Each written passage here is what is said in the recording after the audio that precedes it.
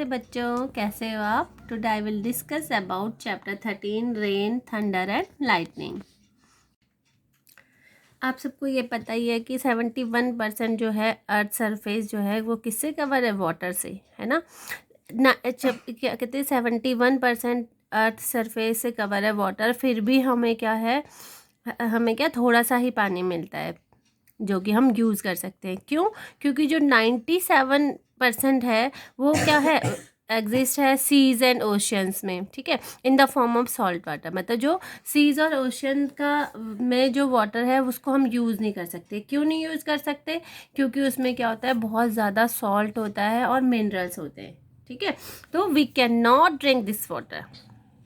अब जो हमारी अर्थ में है, अर्थ में जो 2% है उसमें क्या है, 2% जो वाटर है वो क्या है, ग्लेशियर्स फॉर्म्स में है।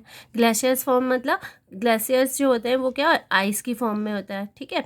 अब less than 1% of earth water is fresh water, मतलब कि जो फ्रेश वाटर है वो कितना है, 1% से भी कम है, ठीक, जो कि एग्जिस्ट करता है किसमें, rivers, lakes, springs and ponds, ठीक।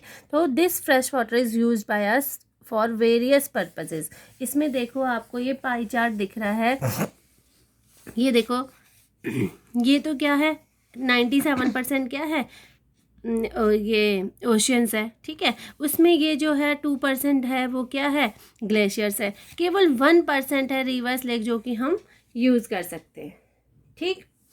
नेक्स्ट आ जाओ अब आप, 3 स्टेट्स ऑफ वाटर। ये सबको पता है कि 3 स्टेट्स ऑफ वाटर क्या होते हैं, ठीक। 3 स्टेट्स ऑफ वाटर क्या होते हैं, सॉलिड, लिक्विड एंड गैस, ठीक है।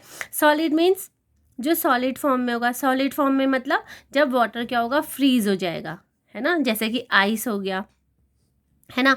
अब ये आइस, स्नो हो गया, हेल स्टोन हो गया, फ्रोस्ट हो गया, ये सब क्या है, डिफरेंट फॉर्म्स है किसकी, आइस की। जब बहुत बहुत ज़्यादा जो कोल्ड प्लेसेस होते हैं तो उसमें वहाँ पर क्या होता है, जो वाटर होता है, वाटर ऑफ रिवर्स होती है, वो क्या होती है, फ्रोज़न हो जाती है, ठीक है। मतलब कि आपने जैसे पहाड़ी इलाकों में गए होंगे, जैसे बद्रीनाथ या केदारनाथ या ऐसे पहाड़ी इलाकों में गए होंगे, तो आप वो जो रिवर होती है वो फ्रोज़न हो जाती है, आप उसके ऊपर स्लाइड भी कर सकते हो, उसके ऊपर चल भी सकते हो, ठीक है। तो वो भी क्या है, सॉलिड स्टेट हो गई। दूसरा जो गैसियस स्टेट में क्या होगा, water vapour is the gaseous state of water, है ना। वाटर वेपर जो होगी वो गैसियस स्टेट होगी, ऑब्वियसली गैसियस स्टेट होगी, ठीक है। तो ये क्या करता है, ये कैसे बनता है, वाटर जब इवेपोरेट होगा या फिर बॉयल होगा, है ना, तभी वो क्या होगा, गैसियस फॉर्म में होगा। वाटर वेपर जो होते हैं वो इनविजिबल होता है, ठीक है। अब जैसे कैसे आपको कैसे पता चल रहा है वो इनविजिबल है, जैसे कि आपकी मम्मा जो है वो कपड़े सुखाती हैं, बाहर कपड़े सुखाती है, उसमें क्या होता है, वाटर होता है कि नहीं होता। अब उसको जब स्क्वीज़ कर देते हैं वाटर को, उसके बाद उसको फैला देते हैं, तो वो वाटर कहाँ जाता है, कभी सोचा आपने? वो वाटर क्या होता है, इवेपोरेट्स हो जाता है। कभी आपने देखा कि बहुत ज़्यादा बारिश हो रही है, उसके कुछ टाइम बाद वो क्या होता है, पानी पानी हो जाता है। कुछ टाइम बाद आप देखते हो कि पानी कहाँ चला जाता है, कभी सोचा कहाँ जाता है? वो क्या हो जाता है, वो इवेपोरेट हो जाता है। इवेपोरेशन में क्या होगा, वो किसी भी टेम्परेचर में हो सकता है, स्लोली वो इवेपोरेट हो जाता है, ठीक है। बॉइलिंग, अब बॉइलिंग के थ्रू भी क्या होता है, वाटर किस में चेंज हो जाता है, वेपर में चेंज होता है। कैसे? अब जैसे आपकी मम्मा खाना बना रही है, या आप चाय बना रहे हो, या आप मैगी बना रहे हो, मैगी तो सब बना सकते हो ना। तो उसमें आपने देखा वाटर आप जब डालते हो तो उसमें क्या होगा, जब कुछ टाइम बाद को 2-3 मिनट बाद उसमें देखते हो कि वो जो वाटर क्या होता है, बॉयल होने लगता है। बॉयल होने लगने के साथ ही आप ऊपर उसमें क्या देखने लगते हो, वाटर वेपर्स। मतलब कि जैसे ही वो 100 डिग्री सेल्सियस में आएगा टेम्परेचर वाटर का, वो किस में चेंज होने लगता है, वाटर वेपर में चेंज होने लगता है, ठीक है। अब जब मैगी बनाओगे तो मैगी में साइंस भी पढ़ना, ठीक है। और जब ये क्या कहते हैं, बॉइलिंग वाटर जो से वेपर्स जो निकलती हैं उसको क्या कहते हैं, स्टीम कहते हैं, ठीक है। जेम्स वाट ने जो बनाया था स्टीम इंजन, इसी को देखते हुए बनाया था, ठीक है। जेम्स वाट एक साइंटिस्ट थे और उन्होंने क्या क्या इन्वेंशन किया था, स्टीम इंजन का इन्वेंशन किया था, ठीक है। नेक्स्ट है inter conversion of states of water, ठीक है। Inter conversion of states of water मतलब कि किसमें वाटर का चेंज होना, सॉलिड, लिक्विड, गैसेस, इनमें चेंज होना। जैसे कि मेल्टिंग हो गया। अब आप किसमें आइसक्रीम खाते हो समर में सब खाते हैं आइसक्रीम, है ना। कुछ टाइम बाद आप देखते हो आइसक्रीम लेते हो, कुछ टाइम बाद देखते हो कि वो क्या होने लगती है, मेल्ट होने लगती है ना। तो उस प्रोसेस को, जिस प्रोसेस में क्या हो, सॉलिड किस में चेंज होने लगे, लिक्विड में चेंज होने लगे, तो उस प्रोसेस को क्या कहते हैं, मेल्टिंग। ठीक है, the process in which a solid changes into liquid is called melting. ठीक है, तो मेल्टिंग मेल्टिंग कब होगी, वह प्रोसेस कब होगी, जब सब्सटेंस क्या करेगा, हीट को एब्जॉर्ब करेगा। ठीक है, हीट को एब्जॉर्ब करेगा तभी वो मेल्ट होगा। अब मेल्टिंग जो है वो pure solid takes place at a particular temperature, मतलब कि एक पर्टिकुलर टेम्परेचर में ही वो क्या होगा, सॉलिड किस में चेंज होगा, लिक्विड में चेंज होगा। ठीक है, तो मेल्टिंग उसको कहते हैं मेल्टिंग पॉइंट। अब मेल्टिंग पॉइंट ऑफ आइस जो है वो 0 डिग्री सेल्सियस होता है। ठीक है, नेक्स्ट है फ्रीजिंग। फ्रीजिंग मतलब जिसमें क्या हो रहा है, सॉलिड किस में, वो सॉरी लिक्विड किस में चेंज हो रहा है, सॉलिड में चेंज हो रहा है।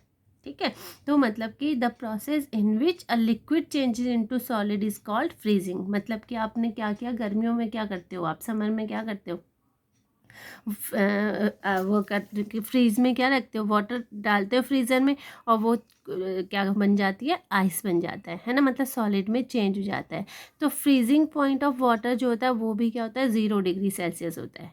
ठीक है, which is the same as melting point of ice. ठीक है, अब है नेक्स्ट है वेपराइजेशन। वेपराइजेशन जो होता है, वेपराइजेशन मतलब the process in which a liquid changes into gas is called vaporisation.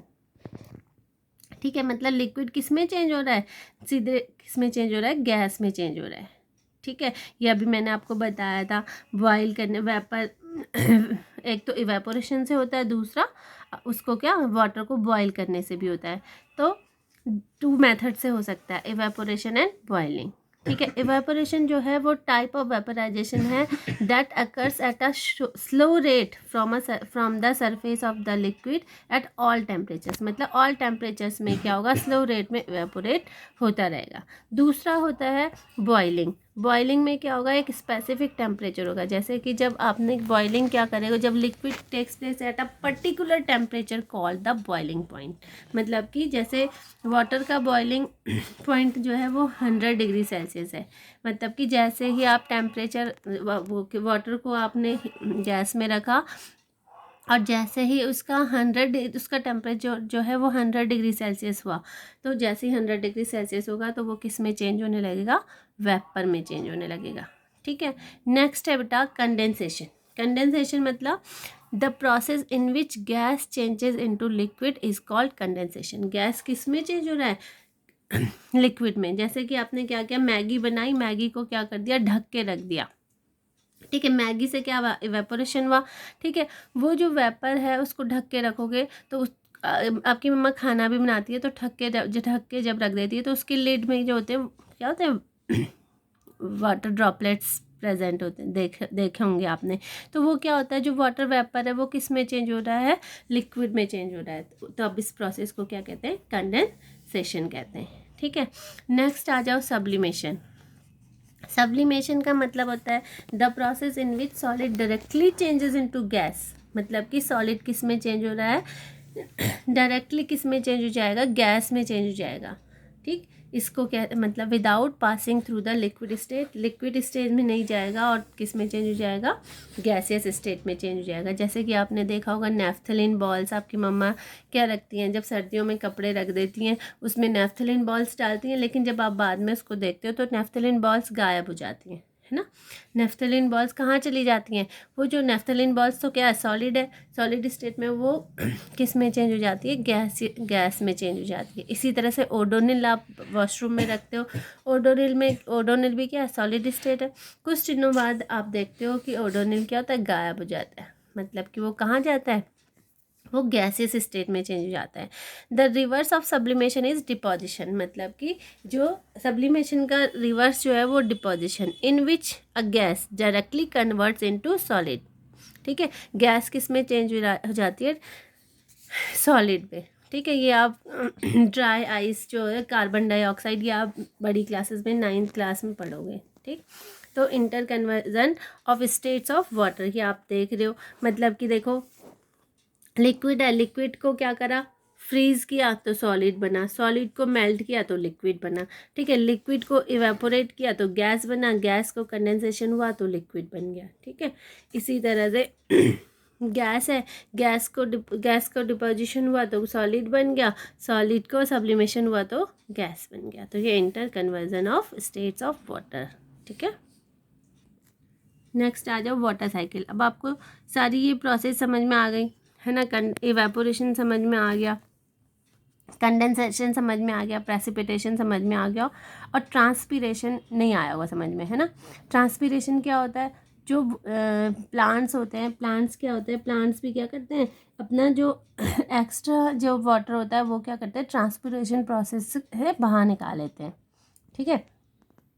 तो ये वाटर साइकिल में क्या होता है, ये डिफरेंट स्टेज में जो होता है ये वाटर साइकिल चलता रहता है। मतलब कि वाटर क्या होता है, अर्थ में आता रहता है, ठीक है। जैसे कि अब ये क्या है, वाटर, ये क्या है, प्लांट्स है, ठीक है। यहाँ जो ग्राउंड वाटर है, बहुत सा ग्राउंड वाटर हो गया, और भी बारिश आती है, ये सारा वो जो क्या होगा, इवेपोरेट होता रहता है, ठीक है। इवेपोरेशन होता है, इवेपोरेशन के बाद क्या होगा, कंडेंसेशन होगा, कंडेंसेशन के बाद प्रेसिपिटेशन, प्रेसिपिटेशन के बाद क्या हुआ, स्नो हुआ, या फिर रेन, प्रेसिपिटेशन से रेन हुई, दोबारा से बारिश कहाँ आ गई, अर्थ में आ गई, फिर से ये इवेपोरेशन हुआ, कंडेंसेशन, प्रेसिपिटेशन, ये प्रोसेस चलता रहता है, चलता रहता है।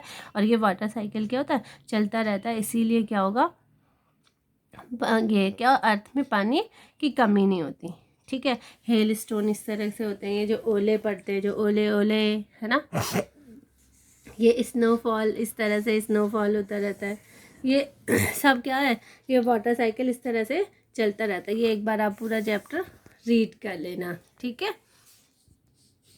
नेक्स्ट है थंडर एंड लाइटनिंग। आपने देखा होगा जब बहुत ज़्यादा तेज़ बारिश होती है, और क्या होगा, तब क्या होता है थंडर स्टॉर्म होता है ना, थंडर शावर्स, और बहुत ज़ोर से क्या होती है, लाइटनिंग भी होती है, आवाज़ें भी आती है ना। जिसको क्या सुनते हो, बिजली कड़कती है, कुछ लोग तो बिजली कड़कने से डर भी जाते हैं, है ना।